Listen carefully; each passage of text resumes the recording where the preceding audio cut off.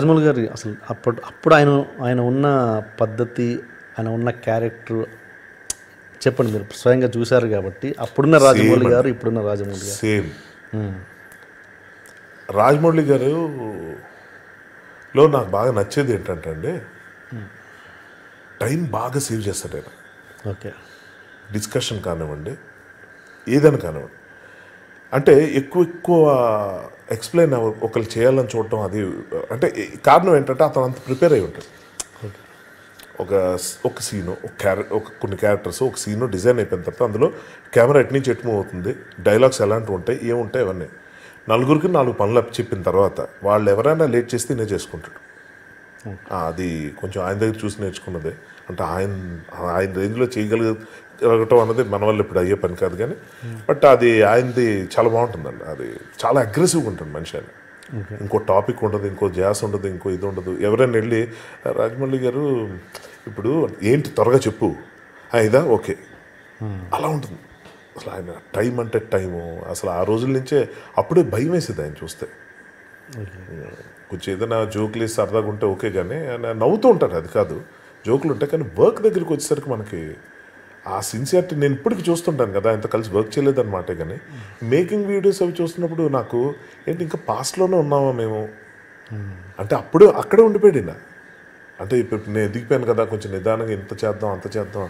Even Baahubali ఇంటర్వ్యూస్లో కూడా ఇది ఇన్ని ఏళ్ళు తీసుకుంటుందని తెలిస్తే అసలు నేను చేసేవాడిని కాదు ఈ ప్రాజెక్ట్. ఆయన స్పీడ్కి చాలా చేయాలండి ఆయన సినిమాలు. మరి బాగుంది, దీన్ని ఈ అచీవ్మెంట్ వచ్చేదా అలా చేస్తే. Okay, coming to Vikram Kumar గారు, ఇంత టాపిక్ వచ్చింది కాబట్టి అదే ఆయన ముందు ఫస్ట్ ఆయన దగ్గరికి మీరు వెళ్ళినప్పుడు ఆయన ఆల్మోస్ట్ మిమ్మల్ని అసలు లెక్కలోకి తీసుకునేవారు కాదంట, ఆల్మోస్ట్ ఇల్టరేట్. అలాంటి విక్రమ్ కుమార్కి మీరు చాలా అత్యంత సన్నిహితమైన వ్యక్తిగా తయారయ్యారు ఇప్పుడు. కరెక్ట్. ఎలా? అది సచ్ ఎ లవ్లీ పర్సన్ అండి. అంటే person as a human being కన్నా ఆయన గొప్ప డైరెక్టర్ అండి. అంటే అతనికి ఏం కావాలో చాలా క్లారిటీతో ఉంటాడు అతను. మనం టైంలో మల్టిపుల్ రైటర్స్ అందరినీ ట్రై చేసి వర్కౌట్ అవ్వక నాగార్జున గారు బాగా was not happy with any this thing. అది ఆ టైంలో విక్రమ్ నన్ను పిలిచాడు, ఒకసారి ట్రై చేయి నువ్వు వచ్చి. సరే ఓకే, అలాగే అతను ప్రామిస్ చేస్తున్నాడు, ఈ విధంగా తీర్చుకుంటున్నాడు అనుకున్నా. వెళ్ళాను. 3 అంటే 3 సీన్లే రాయమన్నారు నాగార్జున గారు. నేను షాక్. 3 సీన్లు ఏం జడ్జిమెంట్ వస్తుంది విక్రమ్ అడుగుతున్నా. నాగార్జున గారి జడ్జిమెంట్ అలా కాదు విక్రమ్, ఇప్పుడు అందరూ రాశారు, ఇప్పుడు కొన్ని నెలలుగా కొంతమంది కూర్చొని రాస్తున్నారు, మొదటి సీన్ నుంచి ఎవరి సీన్ వరకు అదొక ఫ్లో, అదొక ఎమోషన్, అదొక జర్నీ. అది వదిలేసి ఎక్కడ నీకు నచ్చిన 3 సీన్లు రాయంటే మధ్యలో వచ్చి మాయాబజార్ సినిమా చూసినా మనకి నచ్చదు కదా. అలా చూస్తే మనకు మాయాబజార్ తెలుసు కాబట్టి తెలియని వాళ్ళు 3 సీన్లు చూపిస్తే ఏంటిది అంటారు, అంత మాన్యుమెంటల్ ఫిల్మ్.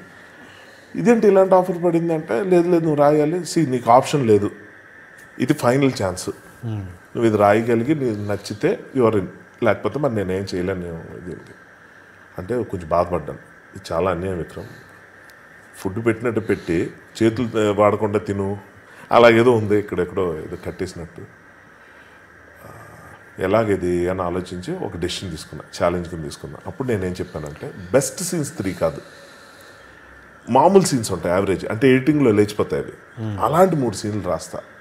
విక్రమ్కి నచ్చింది ఐడియా. ముందు అదేంటిది అలా చేద్దాం, లేదు విక్రమ్ అవే బాగా రాస్తున్నా అంటే ఇవి కూడా బాగా రాస్తాను అన్న అండర్స్టాండింగ్ ఉంటుంది కదా, ఒక అవగాహన వస్తుంది కదా. అప్పుడు నాకు full journey time first scene నుంచి రాసుకొని వస్తాను. మరి నీ రిస్క్ నువ్వు చూసుకో అంటే అప్పటప్పుడు 3 సీన్లు రాశాను. నాగార్జున గారికి ఇచ్చారు. నాగార్జున గారికి చిన్న షాక్. అప్పటికి ఇంకా గుండిజారి రిలీజ్ అవ్వలేదు. Yes, April 19 Gundijaari release. ఇదంతా somewhere around March ending, April 1st వీక్లో జరుగుతున్నాయి.